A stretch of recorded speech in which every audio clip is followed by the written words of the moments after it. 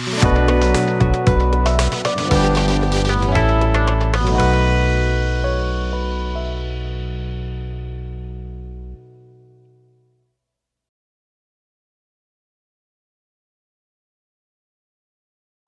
বন্ধুরা, বিয়ন্ড সানডেতে আমি চিত্রিতা আরো একটি বার আপনাদের প্রত্যেককে স্বাগত জানাই। আমাদের এই অনুষ্ঠান আস্তে আস্তে কিন্তু আপনাদের ভালোবাসায় পূর্ণ হয়ে উঠছে, আর আজকে তাই আরো একটি অর্থপূর্ণ এপিসোড নিয়ে আমি চলে এসেছি। আমার সঙ্গে আজকে রয়েছে একজন বিশেষ অতিথি। সে কিন্তু আর কেউ নয়, সে একজন ডাক্তার, এবং একজন মহিলা ডাক্তার। আজকে তার থেকে আমরা শুনবো যে তার জীবনে বিশ্বাসের চলার পথ কিরকম ছিল। আর একটু দেরি না করে আসুন আমরা সকলে মিলে আজকের অতিথিকে স্বাগত জানাই। আমার সঙ্গে যে অতিথি রয়েছে, আসুন আমরা সকলে তাকে স্বাগত জানাই। আর অন্য কেউ নয়, কিন্তু একজন সম্মানীয় ডক্টর চন্দ্রানী ভট্টাচার্য। ওয়েলকাম দিদি। Thank you. ঈশ্বরকে অনেক ধন্যবাদ আমাকে এরকম একটা সুযোগ করে দেওয়ার জন্য, যত সুন্দর একটা অনুষ্ঠানে আমি যোগদান করতে পেরেছি। Thank you Chitrita also.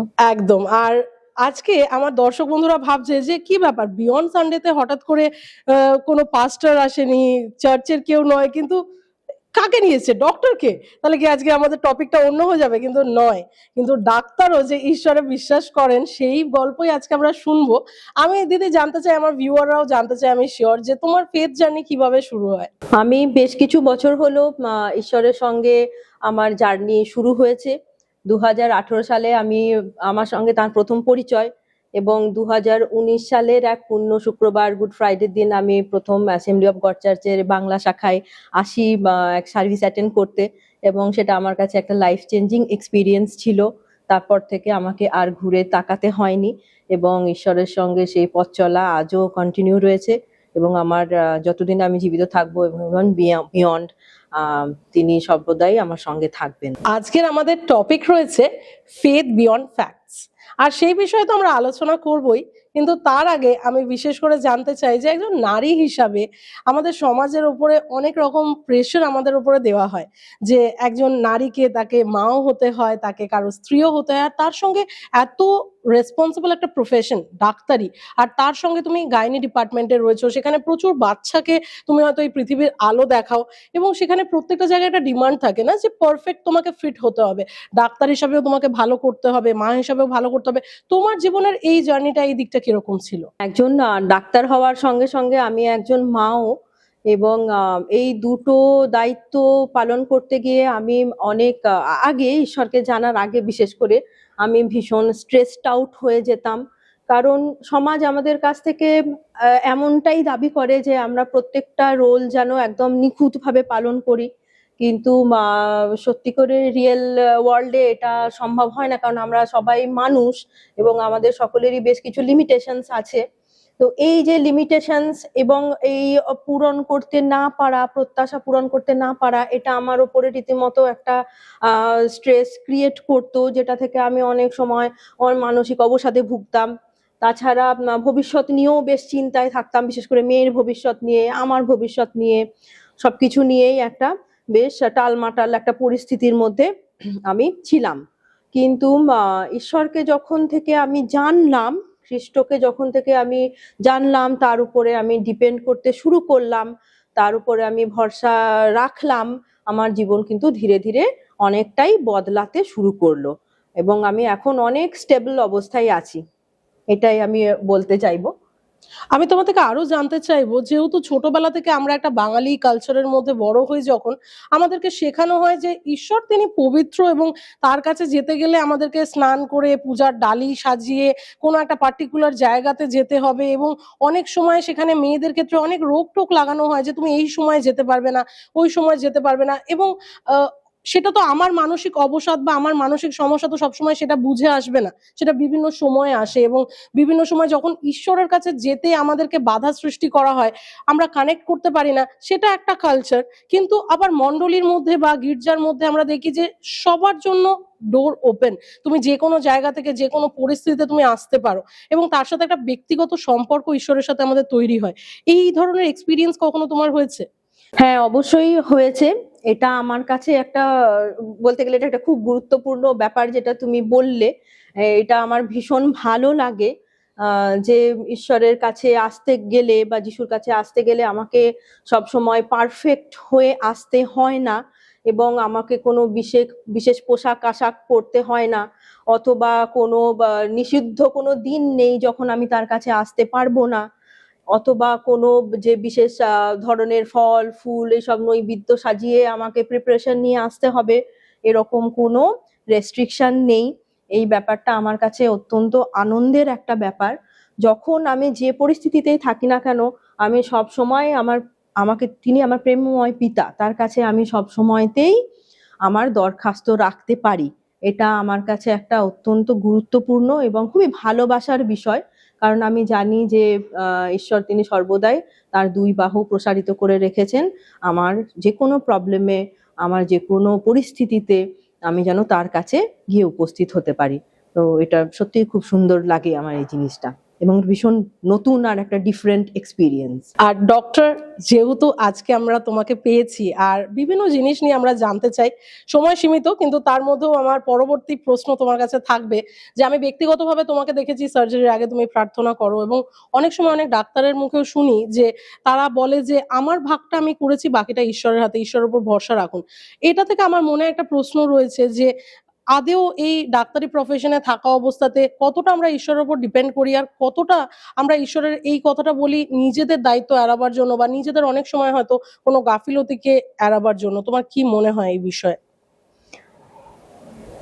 এটা একটা খুব সুন্দর প্রশ্ন তুমি করলে, এবং আমি তোমাকে যেটা বলবো যে মেডিকেল ফিল্ড হচ্ছে এমন একটা ফিল্ড যেখানে আমরা মনে হয় ঈশ্বরের উপর সব থেকে বেশি ডিপেন্ড করি, কারণ এখানে আমাদের মানুষের জীবন মৃত্যুর একটা ব্যাপার আছে, এবং আমরা সকলেই জানি যে মানুষের জীবন মৃত্যু বা চূড়ান্ত যে ফলাফল তার উপরে সম্পূর্ণ কর্তৃত্ব কিন্তু ঈশ্বরের। সেখানে মানুষের কর্তৃত্ব কিন্তু সেই চূড়ান্ত ফলাফলকে নির্ণয় করে না। তো সেই ব্যাপারটা আমাদের সব সময়তে খেয়াল রাখতে হয়। আমাদের যা স্কিল আছে, তার যা নলেজ আছে, তাই দিয়ে আমরা অবশ্যই তাকে সাহায্য করতে পারি যতটা সম্ভব, কিন্তু এন্ড রেজাল্ট, ফাইনাল রেজাল্ট কি হবে না হবে সেটা সম্পূর্ণভাবে ঈশ্বরের উপর ডিপেন্ড করে, তার ইচ্ছার উপর ডিপেন্ড করে। আর এটা রেসপন্সিবিলিটি এড়ানোর ব্যাপার নয়, রেসপন্সিবিলিটি তো আমাদের অবশ্যই থাকে, এবং নিজস্ব নলেজ অনুযায়ী এবং নিজস্ব এক্সপার্টাইজ অনুযায়ী আমাদের শেষ পর্যন্ত চেষ্টা অবশ্যই করতে হয়। কিন্তু যেহেতু বললাম যে চূড়ান্ত মানুষের জীবন মৃত্যুর ওপর চূড়ান্ত কর্তৃত্ব কিন্তু ঈশ্বরেরই থাকে, সুতরাং তাকে প্রার্থনা রাখা অত্যন্ত জরুরি একটা ব্যাপার, এবং তিনি যে ফলাফল নির্ণয় করবেন সেটাকে অ্যাকসেপ্ট করাও হচ্ছে আমাদের কর্তব্য। আর যেমন আজকের অতিথি আমাদের সঙ্গে রয়েছেন ডক্টর চন্দ্রানী ভট্টাচার্য, আর আমরা সবসময় ভাবি যে হয়তো শুধুমাত্র যারা খ্রিস্ট পরিবারে জন্মেছে তাদের জন্যই হয়তো খ্রিস্ট বিশ্বাসী হওয়া প্রয়োজন রয়েছে, বা তাদেরই হয়তো যীশু খ্রিস্টকে চেনার প্রয়োজন রয়েছে। কিন্তু এটা আমরা ভুলে যাব না যে যীশু খ্রিস্ট কোনো ধর্মকে শুধুমাত্র রিপ্রেজেন্ট করেন না, কিন্তু তিনি একটা জীবনযাত্রা, একটা লাইফস্টাইলকে রিপ্রেজেন্ট করে। এবং যদি আপনার জীবনে চলার পথে আপনার একজন মেন্টর বা বন্ধু এরকম থাকে যে খ্রিস্টের সঙ্গে বা ঈশ্বরের সঙ্গে আপনি ওতপ্রোতভাবে জড়িয়ে রয়েছেন, আপনার জীবনের প্রত্যেকটা কর্নারে তিনি কাজ করবেন। আর সেই কারণেই আমাদের যে নেক্সট প্রশ্ন দিদি আমার তোমাকে রয়েছে, আর অনেকটা গম্ভীর আলোচনা হয়ে গেছে তার মাঝখানে, যে অনেক সময় বিশ্বাসে চলার পথে আমরা দেখি যে আমরা ডিসকারেজড হয়ে যাই। আর আমি শিওর যে তোমারও হয়তো অনেক সময় এরকম হয়েছে জীবনে, যে চলার পথে হয়তো আমরা ভাবি যে না ঠিক আছে, বাইবেল না পড়লেই বা কি, চার্চে না গেলেই বা কি। তোমার কি মনে হয় যে একজন গডলি ফ্রেন্ড জীবনে থাকা বা মেন্টর থাকা সেটা আবশ্যক কিনা? এবং খ্রিস্ট বিশ্বাস একটা ব্যক্তিগত অভিজ্ঞতা, যতক্ষণ আমি হয়তো তোমাকে অনেক সময় বলতে পারি যে এই রেস্টুরেন্টে যাও, ওখানের খাবারটা ভালো, এই মুভিটা দেখো, এই মুভিটা ভালো হয়েছে, কিন্তু সেটা আমি অভিজ্ঞতা করেছি তাই তোমাকে বলতে পারি। আনটিল আনলেস যতক্ষণ আমি সেই অভিজ্ঞতাটার মধ্যে দিয়ে যাচ্ছি, অন্যের থেকে শুনে হয়তো অনেক সময় মনে হয় যে সেটা সঠিক নয় বা নাও হতে পারে বা অবিশ্বাস্য।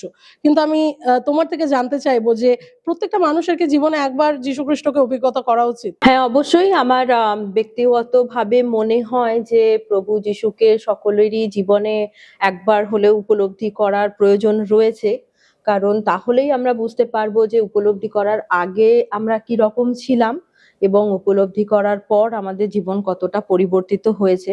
এটা পার্সোনালি এক্সপিরিয়েন্স করার জন্য যিশুকে এক্সপিরিয়েন্স করা আমাদের খুবই প্রয়োজন, সকলেরই প্রয়োজন এটা ব্যক্তিগতভাবে। এবং তুমি এই যে বললে একজন গডলি মেন্টর বা গডলি ফ্রেন্ডের যে উপস্থিতি আমাদের জীবনে, এটা ভীষণই ইম্পর্ট্যান্ট একটা ব্যাপার। কারণ একজন বিশ্বাসী জীবনে উত্থান পতন একটা খুবই অবধারিত ব্যাপার, এবং কখনোই আমাদের জীবন সেম লেভেলে চলা সম্ভব হয় না।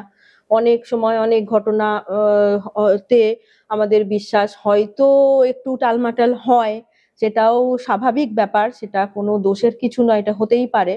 এবং শুধু তাই নয়, অনেক সময় একটা আমাদের বৃহৎ একটা জগতের একটা আকর্ষণ বলেও মানুষের জীবনে রয়েছে, যেটা ঐশ্বরিক জীবন থেকে অনেক সময় আমাদেরকে টেনে নিয়ে যায় অন্য পথে। এবং সত্যি কথা বলতে সেটা আমাদের পাপের বিষয় কিছু নয়, কিন্তু এটা খুবই একটা ন্যাচারাল হিউম্যান থিং। কিন্তু যখন এই সব জিনিসে আমরা চলে যাই বা আমাদের বিশ্বাস যখন একটু কম হয়ে যায়, তখন আমরা নিজেরাই এক্সপিরিয়েন্স করি যে কতটা অশান্তির মধ্যে আমরা আছি। এবং সেই মুহূর্তগুলোতে যখন আমাদের সঙ্গে কোনো ঈশ্বর বিশ্বাসী বন্ধু বান্ধব থাকেন বা একজন মেন্টর থাকেন, তারা আমাদের এই জায়গাগুলো থেকে বেরিয়ে আসতে অনেক সাহায্য করেন, এবং যাতে আমরা আমাদের বিশ্বাসে আবার ফিরে আসতে পারি এবং আবার খুব স্ট্রং ভাবে আমাদের ফেথটা এস্টাবলিশ হয়।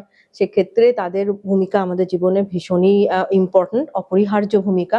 এবং শুধু তার জন্যেই আমার যেটা মনে হয় যে এই ফেলোশিপ বা সহভাগিতা, এটার একটা খুবই গুরুত্বপূর্ণ একটা ভূমিকা আছে একজন আমাদের জীবনে।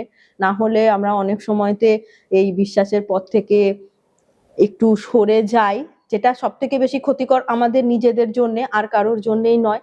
কারণ সেই মুহূর্তে যে অশান্তিগুলো হয়, তখন আমরা সেগুলোকে আর সামলাতে পারি না। তো ঠিকই বলেছো তুমি, আমার ব্যক্তিগতভাবে মনে হয় যে একজন গডলি ফ্রেন্ডের আমাদের জীবনে থাকার খুবই ইম্পর্টেন্স রয়েছে। অনেক ধন্যবাদ ডক্টর আমাদের সাথে এগুলো শেয়ার করে নেওয়ার জন্য।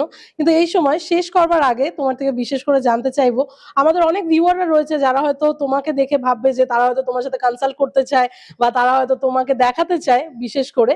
আর হতে পারে অনেক সময় যে তারা হয়তো জানতে চায় তুমি কোথায় চেম্বার করো। আপনারা কমেন্ট সেকশনে লিখতে পারেন। তার সঙ্গে আমি বিশেষ করে বলবো যে তোমার যেটা স্পেশালাইজেশন বা কোথায় তারা তোমার সাথে যোগাযোগ করতে পারে, কোন হসপিটালে তুমি বসো, যদি একটু বলে দাও।